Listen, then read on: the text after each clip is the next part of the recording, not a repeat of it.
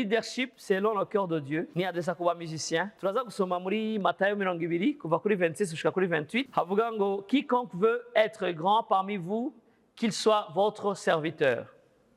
Ubundi tumenyere mu burongozi mw'isi batwereka ko umurongozi ari umuntu atwara abandi, ari umuntu ari à la tête, quelqu'un qui domine, ari hejuru y'abandi bose. Ariko dusomeka icyanditswe cyo muri Matayo 20 26 28 turabona akararo keza k'umu leader spirituel. Yes, ahabwa icubahiro. Quiconque veut être grand parmi vous, qu'il soit votre serviteur. Ushaka kuba mukuru muri mwebwe agire gute? Akorere abandi. Iyo duvuze uburongozi, bibliquement parlant, tuba turiko turabwirwa kugira gute? Uba uhamagarirwa kuba umuboyi cyangwa umuyaya w'abandi. Wa mwanya wahawe nka capital ntuwukoreshe pour bâtir ton empire, ntuwukoreshe kugira ngo ugendere mu mitwe y'abandi, ahubwo ukwiye kuwukoresha icyambere usabwa no kucika umugozi w'abandi. Ne 24 heures si ukwiyumvira ko abandi bagiye kunkorera, ahubwo no kwiyumvira ingene ngiye kubakorera.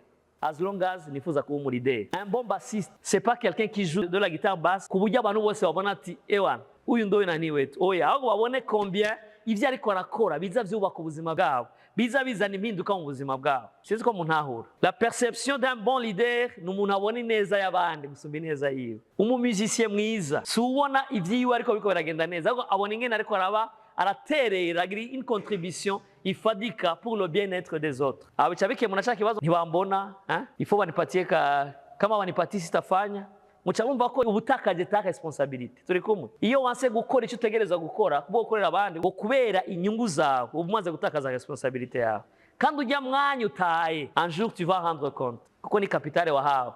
Nta numwe yanditse kete ngo ahabwe iyo capitale. Imana yaguhaye umwanya kugira ngo ukoreshe pour le bien-être des autres, pour être un serviteur pour les autres. Yesu ahabwe icubahiro.